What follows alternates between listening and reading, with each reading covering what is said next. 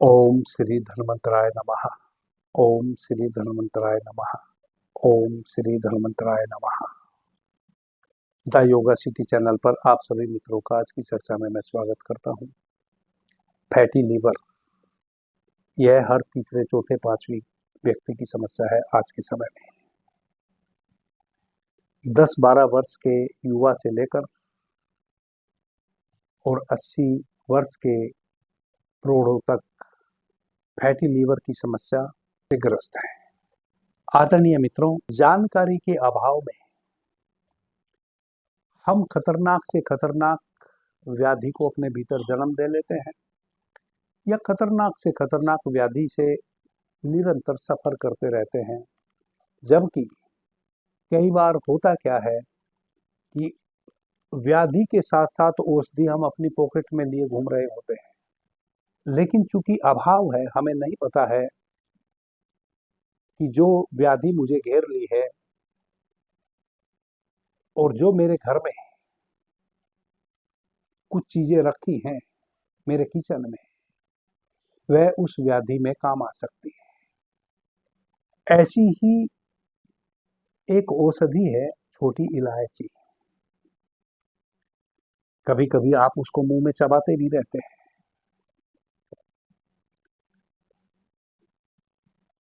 और मसालों के रूप में तो हम निश्चित रूप से उसका उपयोग करते ही हैं। सर्वप्रथम तो मैं आप सभी मित्रों से यह निवेदन करूंगा कि जो सब्जी तरकारियों में हम मसाला यूज करते हैं वह ब्रांडेड मसाले लाने आप बंद कर दो। आपको नहीं पता है कि आपके फैटी लीवर होने के पीछे यह जो आप ब्रांडेड गरम मसाले, सब्जी मसाले यूज करते हैं, वह उसका कारण है। इन मसालों में, जो ब्रांडेड मसाले हैं, उनमें कुछ ऐसी चीजें डाली जाती हैं जो जिनके भीतर इतना अधिक फाइबर है कि आपका शरीर उनको डाइजेस्ट ही नहीं कर पाता है। वह फाइबर जो डाइजेस्ट नहीं हो पाया वह आपकी आंतों में जाएगा तो आपकी आंतें इफेक्टेड होंगी, आपकी आंतें फूलना शुरू हो जाएंगी, आंतों की जो चाल है वह चाल की गति में कमी आ जाएगी, आंतें आपकी ऐंठने लगेंगी, दर्द होने लगेगा, घाव भी हो सकते हैं, आप अल्सर के शिकार हो सकते हैं। धीरे धीरे आपको आंत्रपुच्छ परदाहा हो सकता है, जिसको हम अपेंडिसाइटिस कहते हैं, अपेंडिक्स कहते हैं। और उधर जब भोजन का परिपाक सही से नहीं हो पाता है तो भोजन से जो 7 धातुओं का निर्माण होना चाहिए वह 7 धातुओं का निर्माण नहीं होता है, केवल एक धातु का निर्माण होता है और वह धातु है मैद, चर्बी, वसा। तो फिर अधिक से अधिक वसा का निर्माण आपके शरीर में होने लगता है, जो भी आप खाते हैं उससे। अब वह जो अतिरिक्त वसा आपके भीतर उत्पन्न हुआ आपके द्वारा ग्रहण किए हुए भोजन से, वह आपकी किडनी, आपका लीवर, आपका हार्ट सबको धीरे धीरे फैटी बनाता चला जाएगा। सबसे पहले आपके उदर में आपके पाचन संस्थान से जुड़े हुए जो अंग हैं, जैसे लीवर है, फिर उसी के निकट किडनी है, पलिया है, आंतें हैं, सबसे पहले यह इफेक्टेड होंगे, इन पे फैट जमना शुरू होएगा। धीरे धीरे फिर आपका जो लीवर है, जब उस पर वजन बढ़ेगा तो लीवर काम करना बंद कर देगा और वह सड़ना शुरू हो जाएगा। पहले वह फैलेगा और फिर भीतर से वह सड़ना शुरू हो जाएगा। लीवर के भीतर जो सूक्ष्म सेल हैं, कोशिकाएं हैं, वह मरना शुरू हो जाएगी। लक्षण क्या है? जब आपका लीवर फैटी हो जाता है तो सबसे पहले तो लीवर फैटी होने से पहले कुछ दिनों तक आपको इंडाइजेशन की प्रॉब्लम रहेगी। भोजन लगेगा जैसे वैसा ही रखा है पेट में, सही से भोजन का डाइजेशन नहीं होगा, सही से भोजन पचेगा नहीं, पेट में जलन होएगी, कॉन्स्टिपेशन होने लगेगा, गैस बनने लगेगी, पेट फूलने लगेगा, कभी खट्टी डकारे, कभी तीखी डकारे आनी शुरू हो जाएंगी। सर्वप्रथम आपको यह लक्षण उभर के आएंगे। जब यह लक्षण आपको उभर के आने लगे, खट्टी डकारे बार बार आने लगे, पेट फूलने लगे, पेट भारी रहने लगे, भोजन ग्रहण किया है तो लगे कि वैसा का वैसा ही पेट में रखा है, पेट साफ ना होवे, तो समझ लीजिए कि आपका लीवर फैटी होना शुरू हो गया है। पहले तो यह लक्षण होंगे, पेट में जलन होएगी, आपके कलेजे में यहाँ जलन होएगी, यहाँ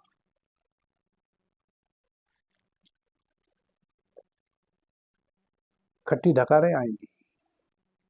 महीने 2 महीने ऐसा चलेगा, उसके बाद फिर आपकी दाहिनी पसली के नीचे, नाभि के आसपास, नाभि के नीचे थोड़ा दाहिनी तरफ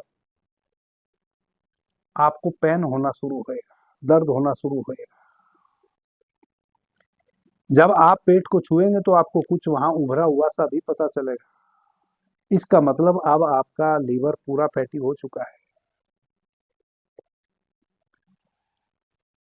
आदरणीय मित्रों, यदि आपका लीवर फैटी हो गया है तो प्रथम तो आपको फैटी लीवर होने के कारणों को जानना पड़ेगा।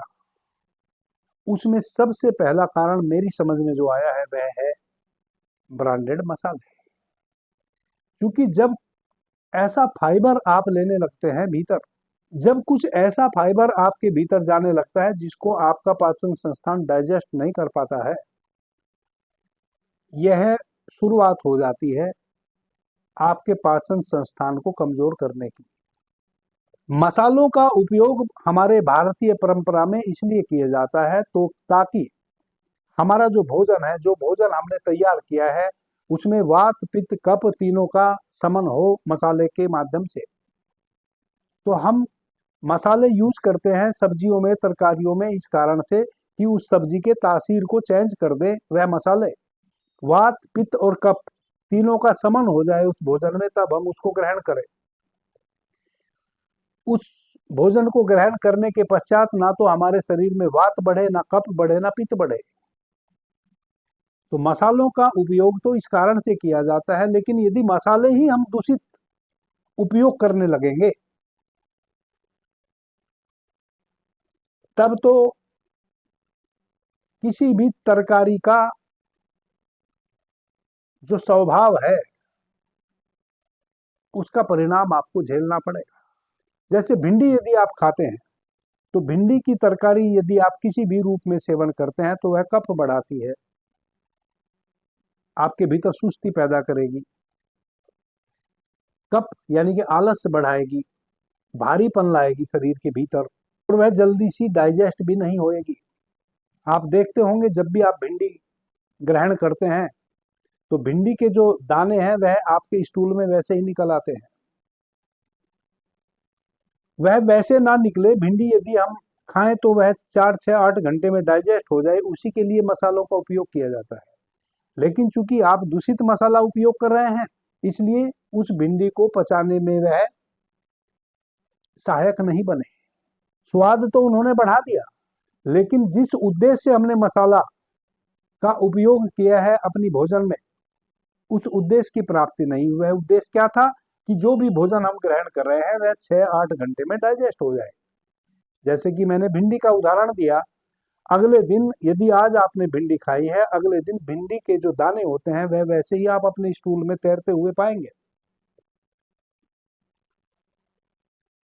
जैसे अरवी, जब आप अरवी खाते हैं यानी कि कोई भी कंद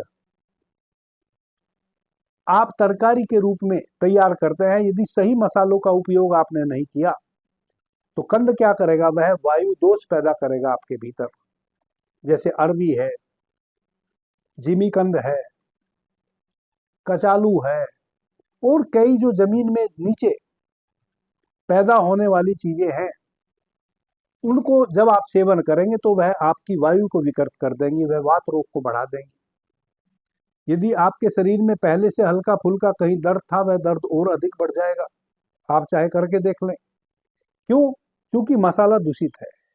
मसाले का प्रयोग तो इस कारण से किया जाता था कि यदि हमने अरवी की सब्जी बनाई, कोई भी कंद की सब्जी यदि हमने तैयार करी, तो उस कंद में जो वायु कारक तत्व है उनको वह समन कर दे। इसलिए हम गरम मसाले का उपयोग करते हैं। अब वह दूषित मसाला हम उपयोग कर रहे हैं, उसमें कुछ इस प्रकार का फाइबर हम उपयोग में ला रहे हैं कि वह हमारे भोजन को तो डाइजेस्ट करने में सहायक नहीं ही बना, उसको डाइजेस्ट करने में अब हमारे पाचन संस्थान को अतिरिक्त ऊर्जा लगानी पड़ी। अब हमारे पाचन संस्थान को भोजन पचाना एक कार्य हो गया, उस मसाले को डाइजेस्ट करना एक दूसरा कार्य पैरेलल हो गया। ऐसी अवस्था में इंडाइजेशन होना लाजमी है, और वात पित्त कफ बढ़ने से भी कोई नहीं रोक सकता हमारे शरीर में। और जब यह तीनों बढ़ जाते हैं और फिर कोई रोग हमें पकड़ लेता है, चाहे वह डायबिटीज पकड़ ले, चाहे जो भी हृदय रोग पकड़ ले, कोई भी रोग हमें पकड़ ले, वह संधिपातज जो हो जाता है, फिर उसकी चिकित्सा हम नहीं कर पाते। फिर जो हमने मेहनत करके पैसा धन इकट्ठा किया है, वह धन भी हमारा उस व्याधि की चिकित्सा करवाने में ही सब नष्ट हो जाता है, और शरीर तो स्वस्थ फिर हो ही नहीं पाता। अभी हम जिस समय में जी रहे हैं, प्रत्येक व्यक्ति केवल और केवल धन अर्जित करना चाहता है, और धन अर्जित करने के लिए जहां भी जिस कार्य में भी वह लगा है वही बेईमानी कर रहा है। कोई मसाला बना रहा है तो मसाले में बेईमानी कर रहा है, कोई तेल बना रहा है तो तेल में बेईमानी कर रहा है, कोई घी तैयार कर रहा है तो घी में बेईमानी कर रहा है।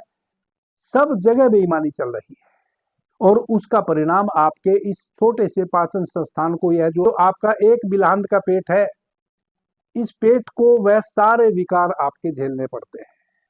तो सर्वप्रथम तो यह तय कर लें कि कुछ भी गलत हम सेवन नहीं करेंगे, अपनी कंठ के नीचे गलत चीजों को जाने नहीं देंगे।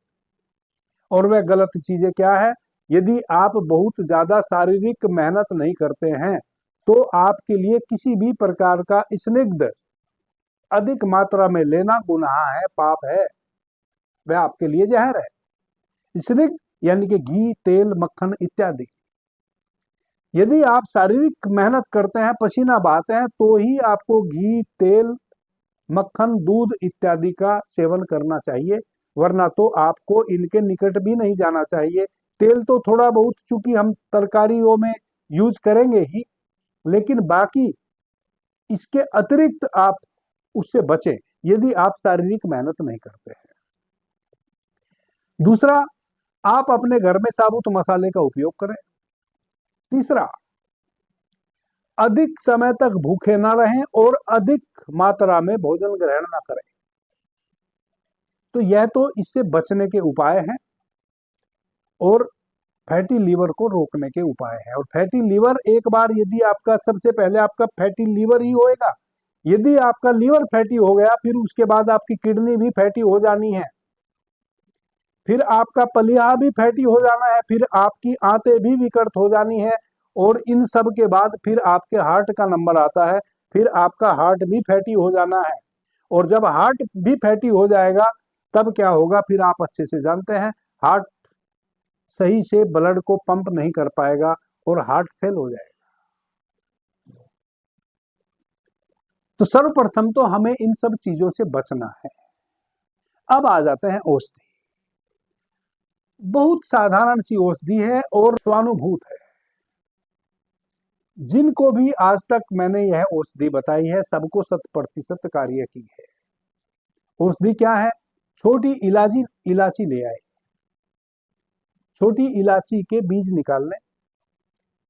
प्रत्येक इलायची के बीज काले हों, अध कच्चे ना हो, बीज बिल्कुल काले होने चाहिए। यदि काले के अतिरिक्त सफेद कलर के बीज हैं, उनको हटा दो।